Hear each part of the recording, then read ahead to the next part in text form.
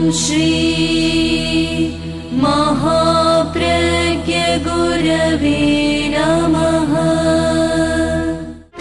जिसके सांसों में रहता है शाश्वत शांति का स्पंदन, उस महाप्रज्ञ को वंदन, उस महाप्रज्ञ को वंदन। सत्य अहिंसा अनेकांत को अर्पित जिसका तन मन, उस महाप्रज्ञ को वंदन, उस महाप्रज्ञ को वंदन।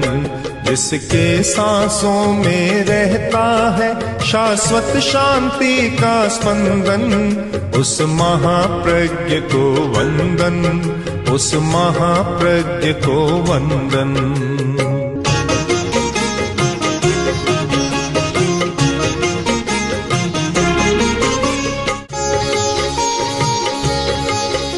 नमो अरहंताणम, नमो अरहंताणम। हम व्यक्ति को जानते हैं और समष्टि को भी जानते हैं।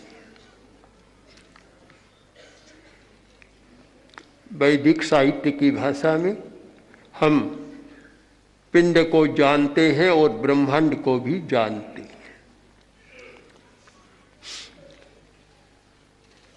जानते हैं ये कहने के साथ साथ ये कहना अधिक अच्छा है कि हम व्यक्ति को भी नहीं जानते और समष्टि को भी नहीं जानते, पिंड को भी नहीं जानते और ब्रह्मांड को भी नहीं जानते।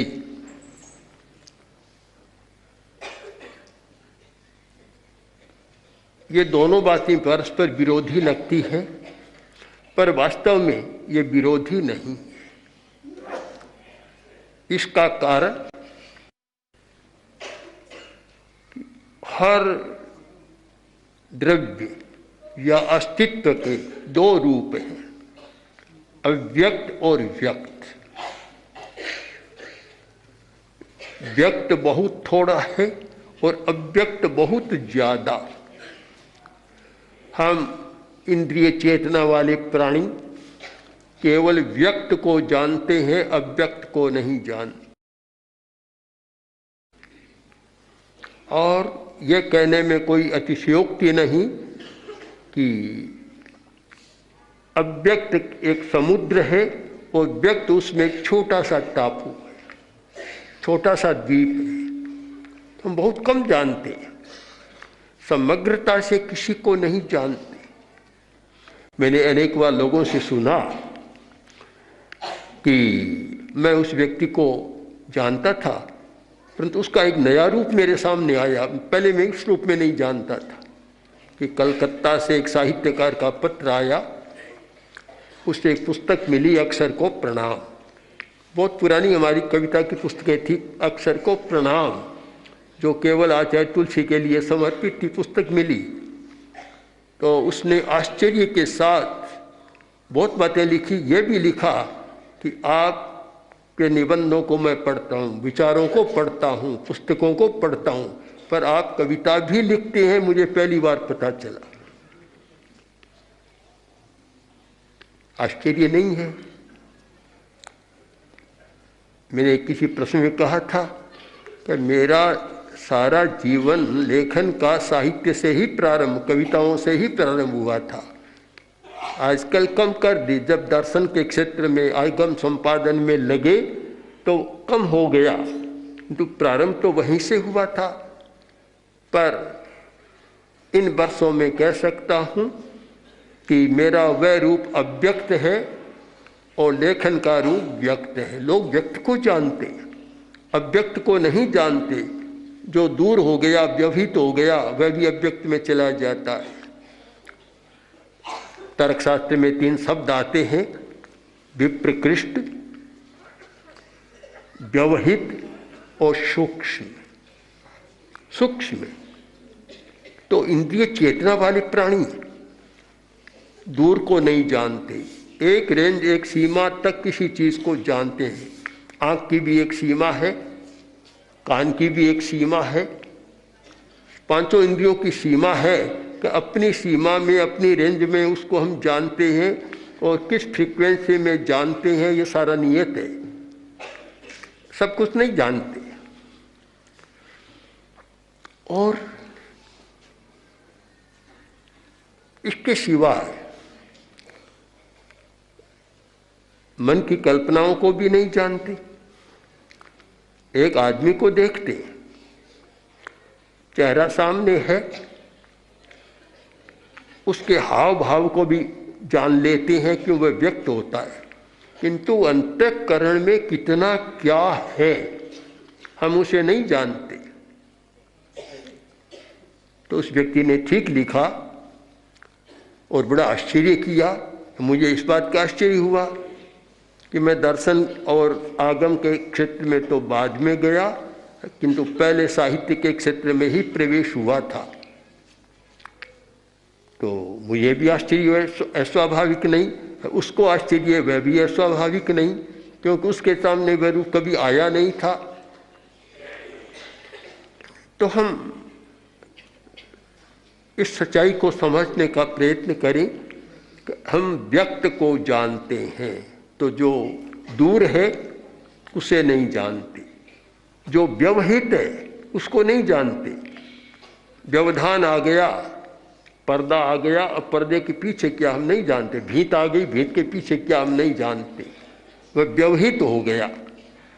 और सूक्ष्म को नहीं जानते, केवल स्थूल को जानते हैं। स्थूल को एक चमड़ी पर मक्खी बैठ गई उसको हम जानते हैं, किंतु चमड़ी पर कितने सूक्ष्म जीव, कितने बैक्टीरिया अड्डा जमाए हुए बैठे हैं, हम उनको नहीं जानते। पूरे शरीर में कितने जीवाणु हैं, कितने हैं, हम नहीं जानते। एक व्यक्ति बैठा है और शरीर को हम देख रहे हैं, किंतु प्रतिक्षण शरीर में से इस आकार वाली पुद्गल रश्मियां निकल रही है, हम नहीं देख पाते, हम कहाँ जानते। एक नियम है कि जो भी स्थूल है वह द्रव्य रश्मिवत, हर पदार्थ रश्मिवत, रश्मियां है। और रश्मयश्च छाया पुद्गल संगति, रश्मि का अर्थ है छाया निकलती है, वह पुद्गल संगति, वह रश्मि है। तो प्रत्येक में से निकल रही है और वे रश्मियां ही एक दूसरे को प्रभावित करती है। अगर अच्छा है चिंतन, अच्छी निकल रही है तो दूसरे को सुख दे सकती है, और अनिष्ट निकल रही है तो दूसरे को दुख भी दे सकती है। इसीलिए होता है कि एक व्यक्ति एक पेड़ के पास जाकर बैठता है और बुरे विचार हैं तो पेड़ सूखने लग जाएगा।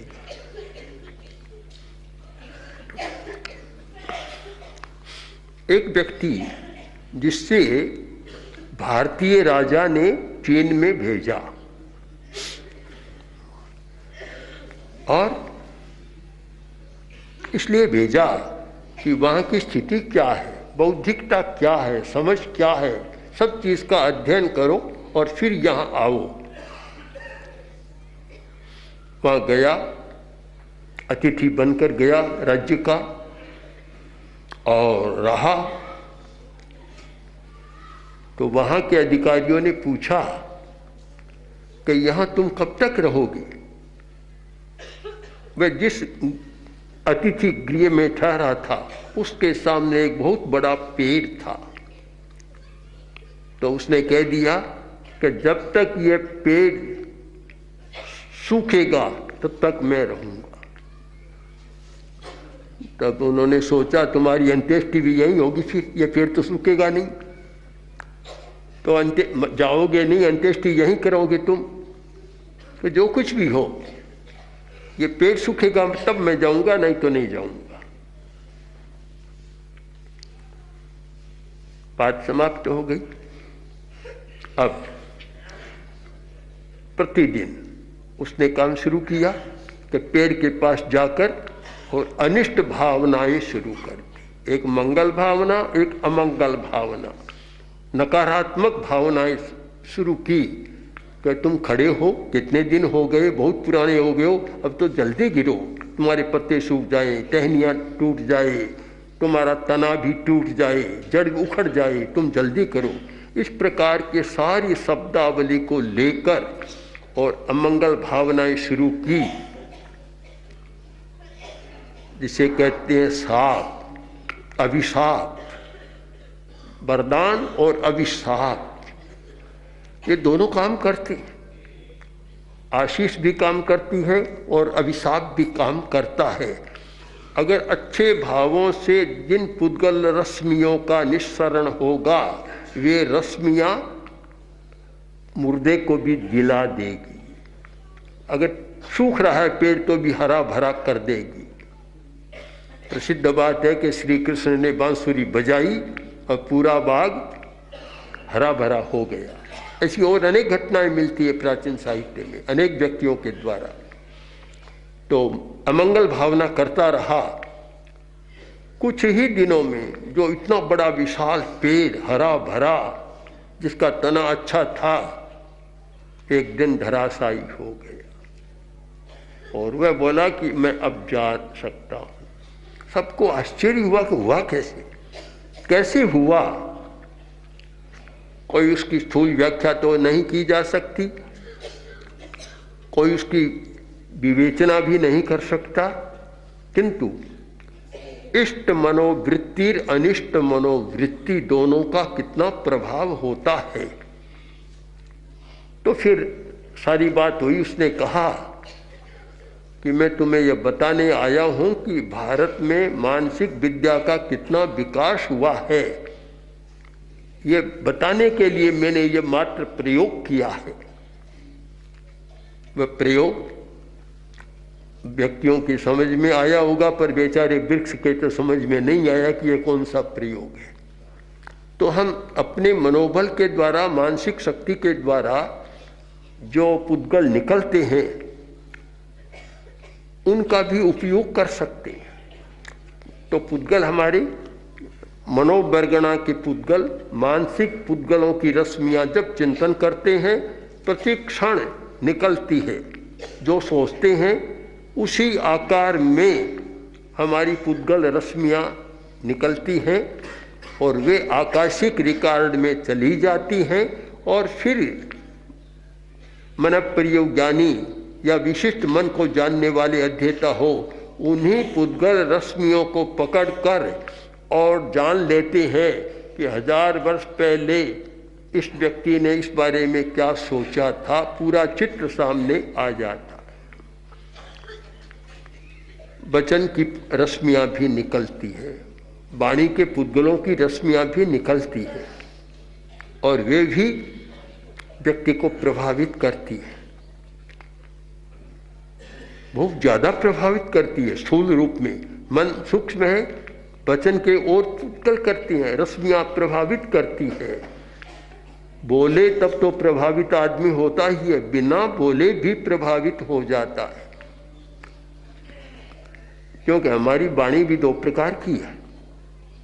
ऐसे तो 4 प्रकार की मानी गई है, पश्यंती, परा, पर 2 प्रकार की तो है ही। हम बोलते हैं तो भाषा का प्रयोग हो रहा है, नहीं बोलते हैं और चिंतन कर रहे हैं तो भी हम बोल रहे हैं। मौन करने वालों को भी ध्यान देना है कि बोला नहीं और मन में खूब सोचता रहा, तो ये कहना चाहिए कि स्थूल रूप में नहीं बोला, सूक्ष्म रूप में तो बोल ही रहा। इसका एक साफ लक्षण है कि जब हमारा स्वर यंत्र सक्रिय होता है, हम बोले या नहीं बोले, वह बोलने से ज्यादा काम कर रहा है। ऐसे परीक्षण भी किए गए कि आदमी सो रहा है, सपना ले रहा है, जब स्वर यंत्र सक्रिय हो जाएगा सपना आएगा तो भी स्वर यंत्र सक्रिय। क्यों? कारण साफ है कि हमारी स्मृति में भाषा का प्रयोग होता है। स्मृति भी भाषात्मक है, कल्पना भी भाषात्मक है और चिंतन भी भाषात्मक है। सब में शब्द है। स्मृति है शब्द के साथ चलती है, कल्पना भी शब्दों के साथ चलती है और चिंतन भी शब्दों के साथ चलता है। और जहाँ भी शब्द का प्रयोग हो रहा है, चाहे सूक्ष्म है, वहाँ स्वर यंत्र सक्रिय हो जाएगा। मौन तो हम उसको कहते हैं स्थूल रूप में, कभी नहीं बोल रहा है, बस जो बोलने के स्थान है उनका प्रयोग नहीं कर रहा है, उनमें से कुछ तो कर रहा है। अष्टौ स्थानानि वर्णानाम, 8 स्थान बतलाए गए। संस्कृत व्याकरण में 8 उच्चारण के 8 स्थान बतलाए गए। तो 8 स्थानों में कंठ भी तो है, और कंठ को अगर ओढ़ लें तो स्वर यंत्र भी है। तो मौन का एक अर्थ है स्वर यंत्र की निष्क्रियता। स्वर यंत्र का हम प्रयोग नहीं कर रहे हैं। तो मौन और निर्विकल्प ध्यान दोनों एक अर्थ में हो सकते हैं।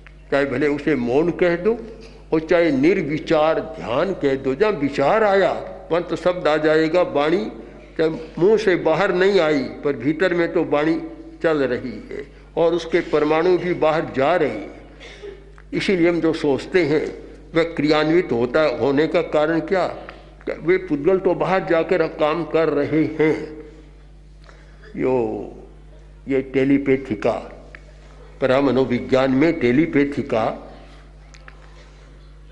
काफ़ी प्रयोग होता है, चलता है। कारण क्या है कि बस स्वर यंत्र ने पहले ही बात पहुंचा दी, पहले ही हो रहा। मैंने स्वयं सैकड़ों बार अपने पर अनुभव किया कि जब आचार्य तुलसी के पास मैं बैठता, हमारा चिंतन चलता, तो मैं एक बात कहता, आचार्यवर कहते तो बस मैं कहने वाला ही था, तूने पहले कह दिया। बस अब मन की बात कैसी कहाँ पहुँच गई। और बहुत बार कभी ऐसा भी होता कि बस गुरुदेव कहते और मैं कहता गुरुदेव मैं ये प्रार्थना करने वाला ही था। ठीक शब्दों में, उन्हीं शब्दों में बात आती। हमारा सूक्ष्म जगत, चेतना का सूक्ष्म जगत इतना विचित्र रहस्यपूर्ण है कि सामान्यतः हम उसकी व्याख्या भी नहीं कर सकते। तो ये सारा एक पौद्गलिक संघर्ष इतना चल रहा है, तो हम केवल स्थूल को पकड़ पाते हैं, सूक्ष्म को नहीं पकड़ पाते। बहुत लोग कहते मैं अमुक को नहीं मानता, मैं आत्मा को नहीं मानता, मैं परमात्मा को नहीं मानता, मैं स्वर्ग नरक को नहीं मानता, मैं मोक्ष को नहीं मानता। तुम्हारी मर्जी है, मत मानो। कौन कहता है मानो? दबाव नहीं है, पर पहले कम से कम इतना तो सोचो कि तुम जो बोल रहे हो उसको मानते हो या नहीं मानते। उसको अभी तुम्हें पता नहीं। गति तो देहरीज तक नहीं है और 1000 किलोमीटर जाने की बात कर रहा है। ये केवल एक बौद्धिकता के आधार पर कुछ ऐसी सीमाएं बना ली, अल्पज्ञता के आधार पर कुछ ऐसी सीमाएं बना ली। बस मैं खिड़की खोल कर देखना भी नहीं चाहता, भीतर ही रहना चाहता है, खिड़की को खोलता नहीं है। नियम की बात हम नहीं करते। नियम का मतलब कोई ये व्यवस्थागत नियम नहीं, जिसे कहते हैं सार्वभौम नियम, यूनिवर्सल लॉ, सार्वभौम नियम। जब सार्वभौम नियम की बात करें तो वहाँ कोई झगड़ा नहीं, सब मान लेते हैं। अमेरिका, रूस, पहले उस सोवियत संघ के ज़माने में जब बिल्कुल दो विरोधी थे, किंतु एक ने खोज की, दूसरा उसका विरोध नहीं करेगा, क्योंकि वह वैज्ञानिक बात है, उसका विरोध दुनिया में कर नहीं सकता कोई। तो इस अर्थ में तो लगता है कि बहुत लोग धर्म को सार्वभौम नियम नहीं मानते, उसे अपनी बपोती मानते हैं और उसके विरुद्ध में कोई बात कहे तो झगड़ा शुरू कर देते हैं। आज आवश्यकता है कि धर्म और विज्ञान दोनों का समन्वय किया जाए, साथ साथ चले, तो ये सांप्रदायिक कट्टरताएं भी कम हो सकती है, विवाद भी कम हो सकते हैं और एक सत्य के प्रति एक नई जिज्ञासा पैदा हो सकती है। बहुत आवश्यक है। धार्मिक लोग सत्य की खोज करते थे ज्ञान के द्वारा। उनके पास भी एक उपकरण था, सूक्ष्म उपकरण, यानी चेतना को सूक्ष्म बना लेना और इतनी बना लेना जिससे सत्य स्वयं प्रतिभाषित हो जाए।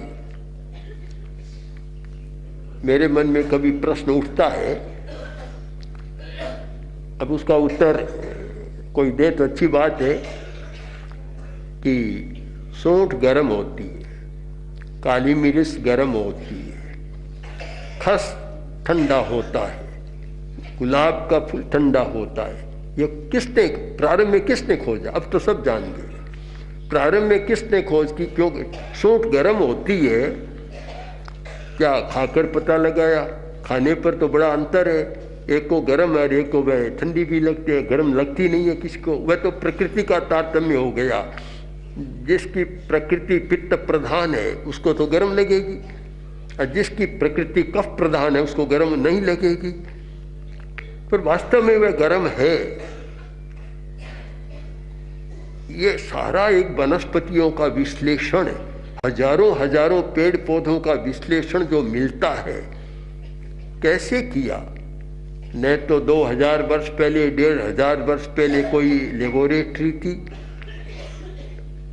न कोई वैज्ञानिक नाम से कहने वाला वैज्ञानिक था, न प्रयोगशाला और न और। ये विश्लेषण किसने किया और कैसे किया?